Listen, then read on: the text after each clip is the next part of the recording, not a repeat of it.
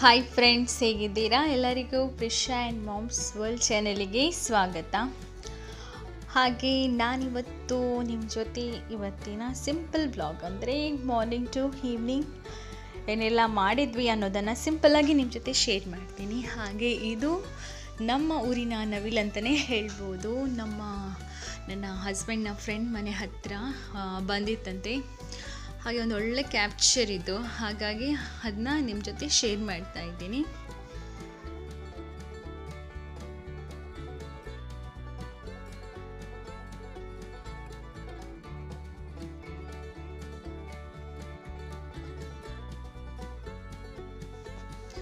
ಮೊದಲೆಲ್ಲ ಹೆಚ್ಚಾಗಿ ನಾವು ನೋಡ್ತಾ ಇದ್ವಿ ನವಿಲನ್ನು, ಅಂದರೆ ಸ್ಕೂಲಿಗೆ ಹೋಗುವಾಗ ಆಗಿರ್ಬೋದು, ಎಲ್ಲ ಕಡೆ ಸಾಮಾನ್ಯವಾಗಿ ನೋಡಲಿಕ್ಕೆ ಸಿಗ್ತಾ ಇತ್ತು. ಹಾಗೆ ಇತ್ತೀಚೆಗೆ ಸ್ವಲ್ಪ ಕಡಿಮೆ ಆಗಿದೆ ಅಂತಲೇ ಹೇಳ್ಬೋದು.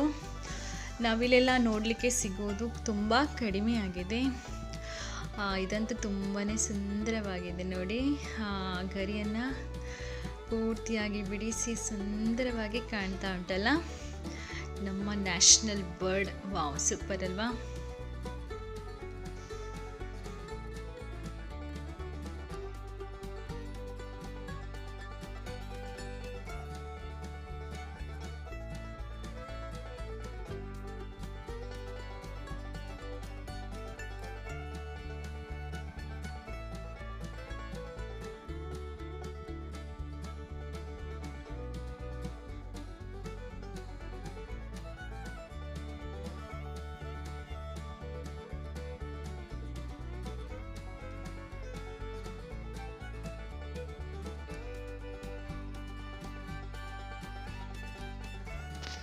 ಎಸ್, ಹಾಗೆ ಇವತ್ತು ಸಂಡೇ ಸ್ವಲ್ಪ ಲೇಟಾಗೇ ಎದ್ದು ಚಹಾ ತಿಂಡಿ ಎಲ್ಲ ಆದ ನಂತರ ನನ್ನ ಮಗಳು ಹಾಗೆ ನನ್ನ ಹಸ್ಬೆಂಡ್ ಕೆಳಗಡೆ ಮಾವಿನ ಮರ ಇತ್ತಲ್ವ, ಆ ಕಡೆ ಹೋಗಿದ್ದಾರೆ.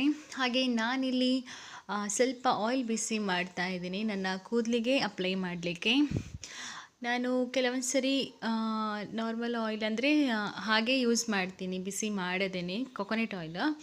ಕೆಲವೊಂದು ಸರಿ ಬಿಸಿ ಮಾಡುವಾಗ ಅದಕ್ಕೆ ಒಂದು ಕರಿ ಲೀವ್ಸ್ ಅಂದರೆ ಕರಿಬೇವಿನ ಎಲೆ ಇದೆ ಅಲ್ವಾ, ಅಡುಗೆಗೆ ಯೂಸ್ ಮಾಡ್ತೇವೆ, ಅದನ್ನು ಹಾಕಿ ಬಿಸಿ ಮಾಡಿ ಅಪ್ಲೈ ಮಾಡ್ತೀನಿ. ಅಥವಾ ಮೆಂತೆ ಕಾಳು ಇದೆಯಲ್ವಾ, ಅಥವಾ ಮೆಂತೆ ಕಾಳನ್ನು ಹಾಕಿ ಸ್ವಲ್ಪ ಬಿಸಿ ಮಾಡಿ ಆ ಎಣ್ಣೆಯನ್ನು ಕೂದಲಿಗೆ ಅಪ್ಲೈ ಮಾಡುವಂಥದ್ದು ನಾನು. ಹಾಗೆ ಇವತ್ತು ನಾನು ಮೆಂತೆ ಕಾಳಿನ ಎಣ್ಣೆಯನ್ನು ಕೂದಲಿಗೆ ಅಪ್ಲೈ ಮಾಡ್ತಾ ಇದ್ದೀನಿ. ಇವಾಗ ಮೆಂತೆ ಕಾಳು ಹಾಕಿದ್ದೀನಿ ನೋಡಿ. ಅದು ಬಿಸಿ ಆದ ನಂತರ ಸ್ವಲ್ಪ ಗ್ಯಾಸ್ ಆಫ್ ಮಾಡಿ ಅದು ತಣ್ಣಗಾದ ನಂತರ ಅಪ್ಲೈ ಮಾಡುವಂಥದ್ದು. ಎಸ್, ಇಲ್ಲಿ ನಮ್ಮ ಕ್ಲೀನಿಂಗ್ ನಡೀತಾ ಉಂಟು. ತುಂಬ ದಿವಸದ ನಂತರ ಇವತ್ತು ವ್ಯಾಕ್ಯೂಮ್ ಕ್ಲೀನರ್ ಯೂಸ್ ಮಾಡಿ ಕ್ಲೀನ್ ಮಾಡ್ತಾ ಇದ್ದೀವಿ. ಸ್ವಲ್ಪ ಮನೆಯೆಲ್ಲ ಧೂಳು ಅಂತ ಅನಿಸ್ತಾ ಇತ್ತು. ಹಾಗಾಗಿ ನನ್ನ ಹಸ್ಬೆಂಡ್ ವ್ಯಾಕ್ಯೂಮ್ ಕ್ಲೀನರ್ ಯೂಸ್ ಮಾಡಿ ಆ ಧೂಳೆಲ್ಲ ತೆಗಿತಾ ಇದ್ದಾರೆ. ಇದು ತುಂಬಾ ಈಸಿ ಆಗುತ್ತೆ. ನಾವು ಕ್ಲೀನ್ ಮಾಡಿದರೂ ಸಾಮಾನ್ಯವಾಗಿ ಅದು ಧೂಳು ಅನ್ನೋದು ಸೈಡಲ್ಲಿ ಅದು ಸೋಫಾ ಕವರಲ್ಲಿ ಆಗಿರ್ಬೋದು, ಕಾರ್ನರಲ್ಲೆಲ್ಲ ಹಾಗೇ ಇರುತ್ತೆ. ಅದನ್ನು ನಮಗೆ ಎಷ್ಟೇ ಕ್ಲೀನ್ ಮಾಡಿದ್ರೆ ಅದು ಕ್ಲೀನ್ ಆಗೋದೇ ಇಲ್ಲ. ಈ ಥರ ವ್ಯಾಕ್ಯೂಮ್ ಕ್ಲೀನರ್ ಇದ್ದರೆ ಸ್ವಲ್ಪ ಈಸಿಯಾಗಿ ಬೇಗನೆ ಕ್ಲೀನ್ ಆಗುತ್ತೆ, ಧೂಳೆಲ್ಲ ಸಂಪೂರ್ಣವಾಗಿ ಹೋಗುತ್ತೆ ಅದರಲ್ಲಿ. ಹಾಗೆ ಅದನ್ನು ನಾನಂತೂ ಯೂಸ್ ಮಾಡಲಿಕ್ಕೆ ಹೋಗಲಿಲ್ಲ ಇಷ್ಟರವರೆಗೆ. ಹಾಗಾಗಿ ನನ್ನ ಹಸ್ಬೆಂಡೇ ಅದನ್ನು ಯೂಸ್ ಮಾಡಿ ಸ್ವಲ್ಪ ಕ್ಲೀನಿಂಗ್ ಮಾಡ್ತಾ ಇದ್ದಾರೆ. ಹಾಗೆ ಅವರಿಗೆ ನಾನು ಹೆಲ್ಪ್ ಕೂಡ ಮಾಡ್ತಾ ಇದ್ದೀನಿ.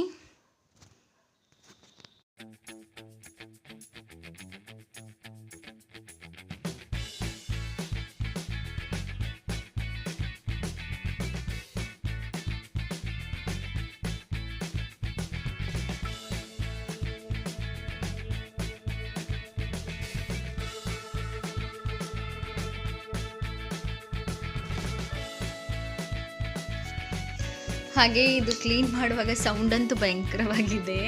ನನ್ನ ಮಗಳಿಗೆ ತುಂಬಾ ಭಯ ಸೌಂಡೆಲ್ಲ ಅಂದರೆ. ಹಾಗಾಗಿ ನೋಡಿ, ಅವಳು ಹತ್ರನೇ ಬರ್ತಾ ಇಲ್ಲ, ಎಲ್ಲೋ ಒಂದು ಕಡೆ ಇದ್ದಾಳೆ ಸೈಡಲ್ಲಿ, ಎಲ್ಲ ಗೈಡ್ ಮಾಡ್ತಾ ಇದ್ದಾನೆ, ಅಲ್ಲಿ ಕ್ಲೀನ್ ಮಾಡು, ಇಲ್ಲಿ ಕ್ಲೀನ್ ಮಾಡು ಅಂತೇಳಿ.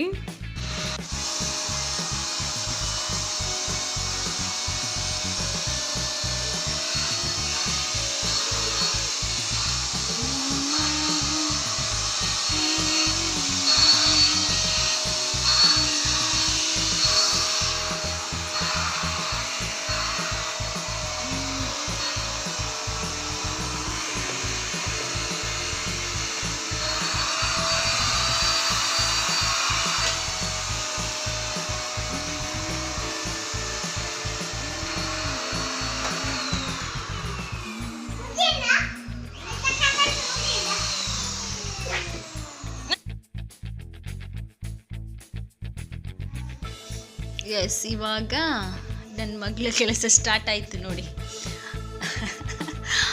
ಅವಳ ಕೈಗೆ ಏನಾದರೂ ಸಿಕ್ಕಿದ್ರೆ ಕ್ಲೀನ್ ಆಗೋದಕ್ಕಿಂತ ಡಬಲ್ ಕೆಲಸ ನಮಗೆ ಮಾಡಿ ಹಾಕ್ತಾಳೆ.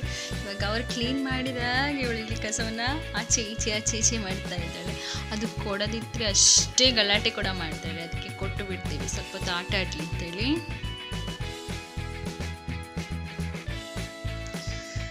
ಎಸ್, ಹಾಗೆ ಸ್ವಲ್ಪ ಅಡುಗೆ ಮನೆ ಕೂಡ ಸ್ವಲ್ಪ ಕ್ಲೀನಿಂಗ್ ಇತ್ತು.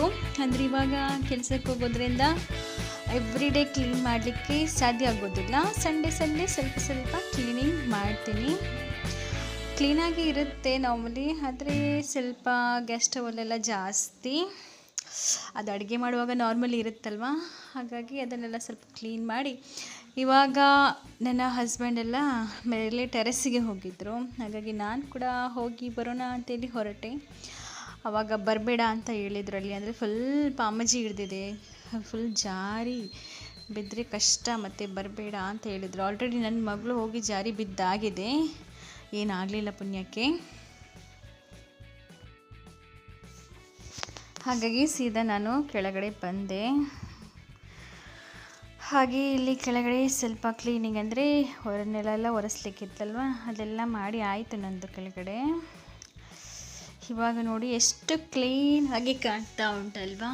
ಎಸ್, ವ್ಯಾಕ್ಯೂಮ್ ಕ್ಲೀನರಲ್ಲಿ ಕ್ಲೀನ್ ಮಾಡಿದರೆ ಒಂಥರ ಚೆನ್ನಾಗಿರುತ್ತೆ ನೆಲ, ಅಂದರೆ ಫುಲ್ ಕಂಪ್ಲೀಟಾಗಿ ಆ ಧೂಳೆಲ್ಲ ಹೋಗುತ್ತೆ. ಹಾಗಾಗಿ ನೋಡ್ಲಿಕ್ಕೆ ಒಂಥರ ಖುಷಿಯಾಗುತ್ತೆ, ಫುಲ್ ಫ್ರೆಶ್ ಅಂತ ಫೀಲ್ ಆಗುತ್ತೆ ನೋಡಿ.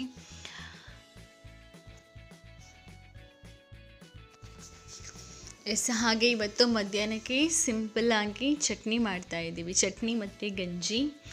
ಇದು ಹೆಸರುಬೇಳೆ ಚಟ್ನಿ. ಹೆಸರುಬೇಳೆಯನ್ನು ಸ್ವಲ್ಪ ಚೆನ್ನಾಗಿ ಫ್ರೈ ಮಾಡಬೇಕು ಆಯಿಲಲ್ಲಿ. ಹಾಗೆ ಬೆಳ್ಳುಳ್ಳಿಯನ್ನು ಕೂಡ ಆಯಿಲಲ್ಲಿ ಫ್ರೈ ಮಾಡಿ ಆನಂತರ ಚಟ್ನಿ ಮಾಡುವಂಥದ್ದು. ಹಾಗೆ ಈ ಚಟ್ನಿ ಮಾಡಲಿಕ್ಕೆ ನಮಗೆ ಬೇಕಾಗಿರುವಂಥ ಸಾಮಗ್ರಿಗಳು: ಹೆಸರುಬೇಳೆ, ಸ್ವಲ್ಪ ಬೆಳ್ಳುಳ್ಳಿ, ಹಾಗೆ ಕಾಯಿ ಮೆಣಸು, ಉಪ್ಪು, ಹಾಗೆ ಸ್ವಲ್ಪ ಹುಣಸೆ ಹಣ್ಣಿಂದು ವಿಡಿಯೋ ಮಾಡಲಿಕ್ಕೆ ಆಗಲಿಲ್ಲ, ಆಮೇಲೆ ನಾನು ಆ್ಯಡ್ ಮಾಡಿದ್ದೀನಿ. ಹಾಗೆ ಇವಾಗ ಮೊದಲು ಹೆಸರು ಬೇಳೆಯನ್ನು ಹಾಕಿ ಸ್ವಲ್ಪ ಗ್ರೈಂಡ್ ಮಾಡಬೇಕು. ಆನಂತರ ಅದಕ್ಕೆ ಉಳಿದಿರುವಂಥ ಪದಾರ್ಥಗಳನ್ನು ಹಾಕಿ ಗ್ರೈಂಡ್ ಮಾಡಬೇಕು.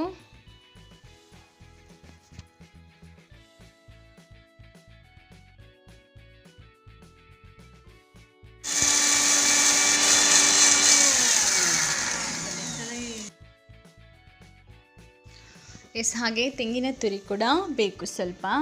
ನೀವು ಕ್ವಾಂಟಿಟಿ ನೋಡಿ ಹಾಕಿ. ಇದು ನಾನು ಮಧ್ಯಾಹ್ನಕ್ಕೆ ತಕ್ಕಷ್ಟು ಮಾತ್ರ ಮಾಡ್ತಾ ಇರೋದು, ಹಾಗಾಗಿ ಸ್ವಲ್ಪ ತೆಂಗಿನ ತುರಿ, ಹಾಗೆ ಒಂದು 4-5 ಕಾಯಿ ಮೆಣಸು, ಸ್ವಲ್ಪ ಬೆಳ್ಳುಳ್ಳಿ, ಹಾಗೆ ಸ್ವಲ್ಪ ಉಪ್ಪು ಹಾಕಿ ಚಟ್ನಿ ಮಾಡ್ತಾಯಿದ್ದೀನಿ. ಎಸ್, ಫೈನಲಿ ನಮ್ಮ ಚಟ್ನಿ ರೆಡಿ ಆಯಿತು. ಅದರ ವಿಡಿಯೋ ತೆಗಿಲಿಕ್ಕೆ ಆಗಲಿಲ್ಲ. ಹಾಗೆ ಇದು ಈವ್ನಿಂಗ್ ವಿಡಿಯೋ. ನಮ್ಮ ಮನೆಗೆ ಇವತ್ತು ಸಂಜೆ ಹೊತ್ತಿಗೆ, ಅಂದರೆ ಒಂದು 7 ಗಂಟೆ ಅಷ್ಟೊತ್ತಿಗೆ ಇವತ್ತು ಯಕ್ಷಗಾನದವರು ಬರ್ತಾರೆ. ಇವಾಗ ಅದು ಮನೆಗೆ ಬರ್ತಾರಲ್ವ ಆಟಿ ತಿಂಗಳಲ್ಲಿ, ಹಾಗೆ ನಮ್ಮ ಮನೆಗೆ ಇವತ್ತು ಯಕ್ಷಗಾನದವರು ಬರ್ತಾರೆ. ಹಾಗೆ ಒಂದು ಪ್ರಸಂಗವನ್ನು ನಮ್ಮ ಮನೆಯಲ್ಲಿ ಮಾಡಿ ಹೋಗ್ತಾರೆ. ಹಾಗಾಗಿ ಅದರ ತಯಾರಿಯಲ್ಲಿ ನಾವು ಇವಾಗ ಬ್ಯುಸಿಯಾಗಿದ್ದೀವಿ. ಎಸ್, ಇವಾಗ ನಮ್ಮದೆಲ್ಲ ಸ್ನಾನ ಕೂಡ ಆಯಿತು.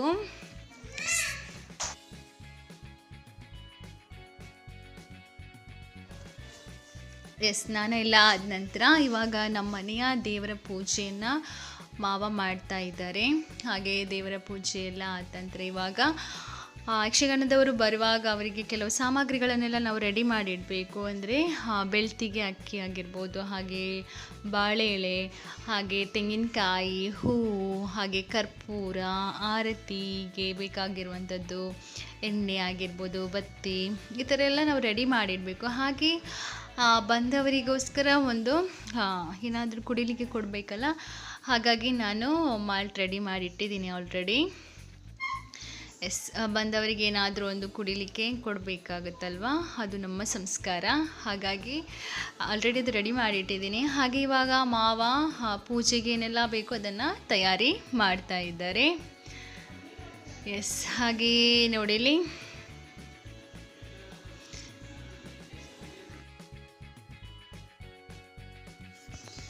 ಎಸ್, ಹಾಗೆ ನಮ್ಮ ತಯಾರಿ ಎಲ್ಲ ಆಯಿತು. ಇನ್ನೇನು ನಾವು ವೆಯ್ಟ್ ಮಾಡ್ತಾ ಇದ್ದೀವಿ ಯಾವಾಗ ಬರ್ತಾರೆ ಅಂತೇಳಿ. ಹಾಗೆ ಹಸ್ಬೆಂಡ್ ಇಲ್ಲ ಇವಾಗ, ಹಸ್ಬೆಂಡ್ ಸ್ವಲ್ಪ ಹೊರಗಡೆ ಹೋಗಿದ್ದಾರೆ, ಅವರು ಕೂಡ ಬರಬೇಕಷ್ಟೇ. ಹಾಗೆ ನೋಡಿ ಇಲ್ಲಿ ನನ್ನ ಮಗಳು ಅಡಗಿಸಿ ಕೂತ್ಕೊಂಡಿದ್ದಾಳೆ. ಅವಳಿಗೆ ಹಾಗೆ ಬೆಳಿಗ್ಗೆ ಶುರು ಮಾಡಿದ್ದಾಳೆ ಯಕ್ಷಗಾನದವ್ರು ಬರ್ತಾರೆ ಅಂತೇಳಿ, ಭಾರಿ ಖುಷಿ. ಅವರು ಬರುವಷ್ಟೊತ್ತಲ್ಲಿ ಅವಳಿಗೆ ಭಯ ಶುರುವಾಯಿತು ನೋಡಿ. ಇವಾಗ ಹೋಗಿ ಆ ಬದಿಯಲ್ಲಿ ನಿಂತ್ಕೊಂಡಿದ್ದಾಳೆ. ಅವಳಿಗೆ ಎಲ್ಲ ವಿಚಾರದಲ್ಲೂ ಹಾಗೆ ಸ್ವಲ್ಪ ಭಯ ಜಾಸ್ತಿ. ಎಸ್ ನೋಡಿ, ಅವರಿಗೆ ತೆಂಗಿನಕಾಯಿ ಹಾಗೆ ಬೆಳ್ತಿಗೆ ಹಾಕಿ, ಹಾಗೆ ಹೂವು ಆಗಿರ್ಬೋದು, ಹಾಗೆ ಬಾಳೆಹಣ್ಣು ಆಗಿರ್ಬೋದು, ಹಾಗೆ ವೀಳ್ಯದೆಲೆ, ಅಡಿಕೆ, ಹಾಗೆ ಬಾಳೆ ಎಲೆ, ಹಾಗೆ ಆರತಿಗೆ ಬೇಕಾಗಿರುವಂಥದ್ದು, ಹಾಗೆ ದೀಪ ಇಡಲಿಕ್ಕೆ, ಹಾಗೆ ಒಂದು ಮನೆ, ಹೀಗೆ ಇಷ್ಟೊಂದೆಲ್ಲ ರೆಡಿ ಮಾಡಿಟ್ಟಿದ್ದಾರೆ. ಹಾಗೆ ಹೊರಗಡೆ ಒಂದು ಕೊಡಪಾನದಲ್ಲಿ ನೀರಿಡಲಿಕ್ಕೆ ಉಂಟು. ಯಾಕಂದರೆ ಅವರು ಹೊರಗಡೆಯಿಂದ ಬರ್ತಾರಲ್ವ, ಬಂದಾಗ ಅವರು ಕಾಲು ತೊಳೆದು ಒಳಗೆ ಬರಲಿಕ್ಕೋಸ್ಕರ ಅದೊಂದು ತಂಬಿಗೆಯಲ್ಲಿ ನೀರಿಡ್ತೀವಿ. ಹಾಗೆ ಎಸ್, ಇದು ನಮ್ಮ ದೇವರ ಮನೆ ನೋಡಿ. ಎಸ್, ನಮ್ಮ ದೇವರ ಮನೆ. ಎಸ್, ಪ್ರತಿ ದಿವಸ ಎದ್ದು ನಾವು ಮೊದಲು ನೋಡುವಂಥ ನಮ್ಮ ದೇವರು. ಎಸ್, ಇಲ್ಲಿ ನಮ್ಮ ಸಾಯಿಬಾಬಾ ಇದ್ದಾರೆ. ಎಸ್, ಹಾಗೆ ಇವಾಗೆಲ್ಲ ಪೂಜೆಗೆಲ್ಲ ತಯಾರಿ ಆಯಿತು. ಇನ್ನೇನು ಇವಾಗ ಬರ್ಬೋದು, ಬರುವ ಟೈಮ್ ಆಯಿತು ನೋಡಿ.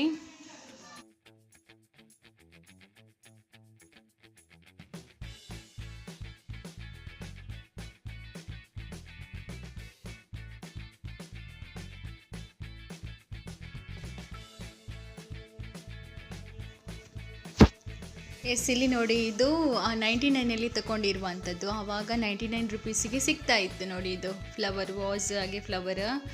ಆದರೆ ಇವಾಗ ಅಲ್ಲಿ ಸಿಗ್ತಾ ಇಲ್ಲ, ಇವಾಗೆಲ್ಲ ರೇಟ್ ಜಾಸ್ತಿ ಮಾಡಿದ್ದಾರೆ ನೋಡಿ. ಎಷ್ಟು ಚೆನ್ನಾಗಿದೆ ಅಲ್ವಾ? 99 ರುಪೀಸಿಗೆ ನಾವು ತಗೊಂಡಿರುವಂಥದ್ದು. ಎಸ್, ಫೈನಲಿ ಇವಾಗ ಬಂದರು ನೋಡಿ ಯಕ್ಷಗಾನದವರು.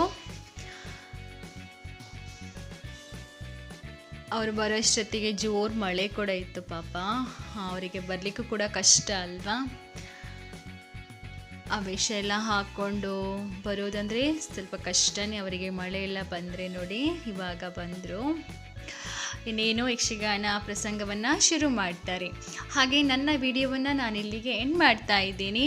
ನೆಕ್ಸ್ಟ್ ಇದೇ ವಿಡಿಯೋವನ್ನು ನಾನು ನಾಳಿನ ವಿಡಿಯೋದಲ್ಲಿ ಕಂಟಿನ್ಯೂ ಮಾಡ್ತೀನಿ. ನಾಳೆ ನಿಮ್ಮ ಜೊತೆ ಈ ವಿಡಿಯೋನ ಶೇರ್ ಮಾಡ್ತೀನಿ. ಹಾಗೆ ನನ್ನ ಈ ವಿಡಿಯೋ ನಿಮಗೆ ಇಷ್ಟ ಆಗಿದ್ದಲ್ಲಿ ಒಂದು ಲೈಕ್ ಕೊಡಿ, ಹಾಗೆ ಶೇರ್ ಕೂಡ ಮಾಡಿ. ಹಾಗೆ ಯಾರೆಲ್ಲ ನನ್ನ ಚಾನಲನ್ನು ಇನ್ನೂ ಕೂಡ ಸಬ್ಸ್ಕ್ರೈಬ್ ಮಾಡದೆ ನೋಡ್ತಾ ಇದ್ದೀರೋ, ದಯವಿಟ್ಟು ನನ್ನ ಚಾನಲನ್ನು ಸಬ್ಸ್ಕ್ರೈಬ್ ಮಾಡಿ. Thank you.